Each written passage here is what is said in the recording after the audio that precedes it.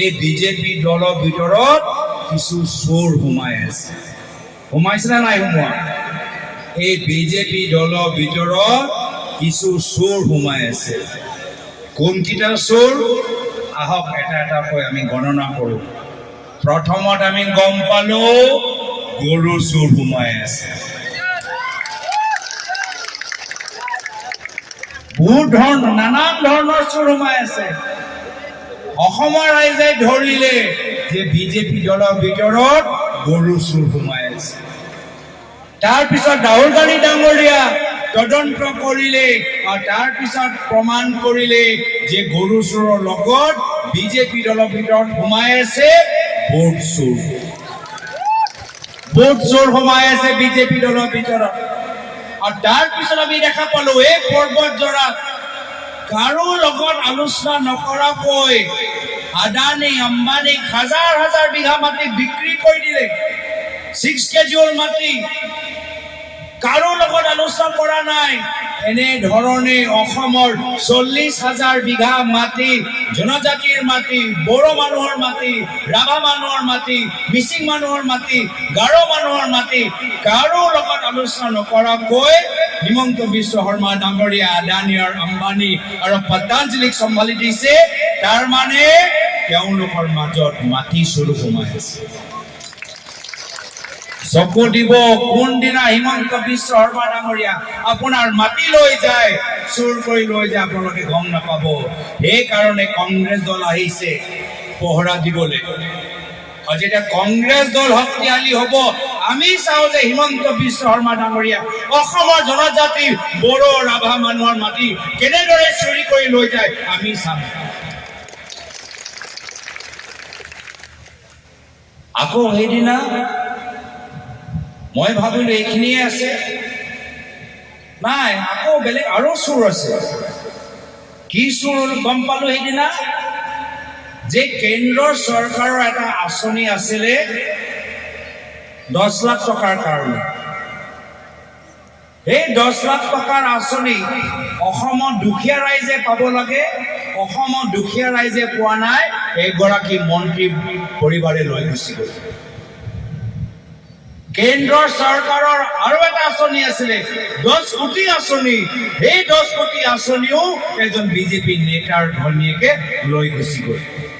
তো এইবোৰ আঁচনি যে আপোনালোকৰ আঁচনি, দুখীয়া মানুহৰ আঁচনি, এতিয়া আমি নতুন চোৰ আমি দেখা পালো বিজেপি দলৰ ভিতৰত।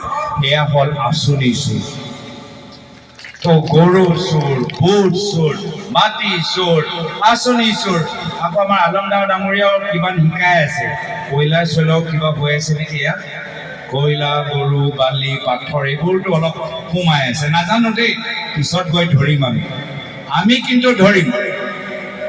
শ্ৰদ্ধা ৰাইজ, আপোনালোকক এটাই কথা কলো যে আমি ৰাজনীতি প্ৰায়ত তৰুণ গগৈদেৱৰ পৰা শিকি আহিছো। আমি ৰাজনীতি সিন্ডিকেট চলাবলৈ অহা নাই, আমি ৰাজনীতি বাগান খুলিবলৈ কৰা নাই, আমি ৰাজনীতি ৰিজৰ্ট খুলিবলৈ কৰা নাই, আমি ৰাজনীতি আদানীক আম্বানীক সহায় কৰিবলৈ কৰা নাই। আমি ৰাজনীতি কৰিছো অসমৰ দুখীয়া ৰাইজক সেৱা কৰিবলৈ সহায় কৰিছো। সেইকাৰণে আগন্তুক দিনত মানুহবোৰে গম পাই গৈছে, ইতিমধ্যে সিদ্ধান্ত লোৱা গৈছে যে অহা বছৰ বিধানসভা নিৰ্বাচন বিজেপিক বিদায় দিম, কংগ্ৰেছৰ নেতৃত্বৰ চৰকাৰ গঠন হ'ব। আপোনালোকে অলপ অশান্তিত আছে মই জানো, কিন্তু আৰু বেছি দিন ৰ'ব নালাগে। মাত্ৰ 7 মাহ ৰওক, সমগ্ৰ অসমত এটা পৰিৱৰ্তনৰ ঢৌ চলিব, কংগ্ৰেছৰ নেতৃত্বৰ চৰকাৰ আহিব, আপোনালোকৰ জীৱনত শান্তি সম্প্ৰীতি ঘূৰি আহিব, আপোনালোকৰ মুখখনত হাঁহিটো ঘূৰি আহিব। এইকাৰণে আজি তাৰিখত মুখ্যমন্ত্ৰী চেহেৰাটো দেখিছেনে? অলপ ভাল নাই লগা যেন লাগিছে, হয়নে নহয়? অলপ কথাবোৰ শুনিবচোন। আজিকালি নাচায়ো বেয়া পাইছে, কোনোবা নাচিলেও তেওঁ আপত্তি। আমাৰ কংগ্ৰেছ মঞ্চত কোনোবা নাচিলেও তেওঁ আজি ইমান আপত্তি হৈছে। ইমাননো আপত্তি কিয় কৰিব লাগে? আৰামছে থাককচোন, আৰামত থাকক, আৰামত থাকক। বিপি হাই হৈ যাব, আৰামত থাকক। ৰাজনীতিয়ে কৰি আছে, ৰাজনৈতিক ভাষা আমিও দি থাকিম, আপোনালোকে দি থাকিব, কিন্তু অলপ আৰামত থাকক। আহক কেতিয়াবা এটা সাংস্কৃতিক মঞ্চত, মই এইখন মঞ্চৰ পৰা অনুৰোধ জনাইছোঁ, তেওঁ আহি নাচিব, ময়ো যাম নাচিম, দুয়োজনে মিলি নাচি থাকিব। অলপ আৰামছে থাককচোন, ইমান কষ্টত কিয় আছে? ভয় কৰিব নালাগে। ৰাইজে যি সিদ্ধান্ত লৈছে পৰৱৰ্তী বছৰত এই সিদ্ধান্তটো হ'বই। আপোনালোকে এই ৰাইজৰ সিদ্ধান্তটো সলনি কৰিব নোৱাৰে। কংগ্ৰেছৰ চৰকাৰ আহিবই। 10 ছেপ্টেম্বৰ বহুত কৈ আছিলে, মনত আছেনে নাই? আছেনে নাই? 10 ছেপ্টেম্বৰ ময়ো চাইছোঁ 10 ছেপ্টেম্বৰ কি হ'ব। মোক সুধি সাংবাদিকে সুধে কি হ'ব, ময়ো নাজানো। আমিও ভাবিছোঁ কিবা এটা হ'ব, আমিও বহুত আশা কৰি আছোঁ। আমিও বিৰোধী দল হিচাপে আমিও খুব আশা কৰিছোঁ, কিনো বম ফুটাই 10 ছেপ্টেম্বৰ ৰাতিলৈকে মই ৰৈ আছোঁ। তাৰপিছত বমটো মই শুনা নাই, কিবা ফুচ কিবা ভাবা ওলাই গ'ল, কিবা মই শব্দটো শুনিলোঁ, বমটো বোমাটো মই শুনা নাপালোঁ। তো সেইকাৰণে শ্ৰদ্ধেয় ৰাইজ, মিছলীয়া ৰাজনীতি আমাক আৰু অসমৰ ভিতৰত নালাগে। ফ্লপ মুখ্যমন্ত্ৰী যিগৰাকী চিকিৎসা আৰু শিক্ষা বিভাগত অসমখন ভাৰতৰ শীৰ্ষ 5টা ৰাজ্যৰ পৰা অন্তিম 5টা ৰাজ্যলৈ লৈ গ'ল, এনেদৰে ফ্লপ মুখ্যমন্ত্ৰী আমাক অসমত নালাগে। তেওঁ যথেষ্ট ধন সম্পত্তি কৰিলে, বাগান ৰিজৰ্ট খুলিলে, অলপ আৰামত থাকক। তেওঁলোকে ৰাইজক সেৱা কৰিবলৈ অহা নাই। ৰাইজে আজি তাৰিখত ৰজা নহয়, ৰাইজে সেৱক বিচাৰিছে। আৰু আগন্তুক মাহত ৰাইজৰ পদূলিত ৰাইজৰ কংগ্ৰেছ আপোনালোকে দেখা পাব।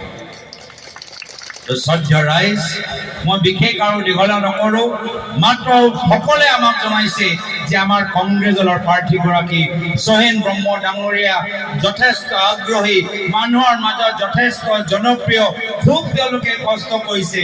মই আশাবাদী যে আজি আপোনালোকে যিদৰে ওলাই আহিছে, মোৰ ফালৰ পৰা বিনম্ৰ অনুৰোধ, অহা 22 তাৰিখে হাতৰ চিনপত ভোট দি সোহেন ব্ৰহ্ম ডাঙৰীয়া জয়যুক্ত কৰক, কংগ্ৰেছ দলটো শক্তিশালী কৰক, আমাক শক্তিশালী কৰক, আৰু অসমখনৰ মাজত শান্তি সম্প্ৰীতি লৈ আনক। আজি তাৰিখত এইখিনিয়ে কথা কৈ পুনৰবাৰ আজি এই সুন্দৰ সভা আয়োজন কৰাৰ বাবে সকলোকে PCC অবজাৰ্ভাৰ, DCC, BCC, বিধায়কসকল সকলোকে ধন্যবাদ জ্ঞাপন কৰি, ইয়াৰ পিছত আৰু এখন সভালৈ যাবলৈ আছে, মই গুচি যাম তাৰলৈ, কিন্তু আমাৰ বিধায়কখিনি ইয়াত থাকিব, নেতাসকল ইয়াত থাকিব, সভাখন চলি থাকিব। আপোনালোকে গুচি যাব নালাগে, আনজন মানুহৰ কথাবোৰ শুনক, কিন্তু মোক ইয়াৰ পৰা বিদায় দিয়ক। এইখিনিয়ে কথা কৈ মই ইয়াতে নিজৰ সময় দিয়াৰ সামৰিছোঁ। ধন্যবাদ। জয় হিন্দ, জয় আয়ক।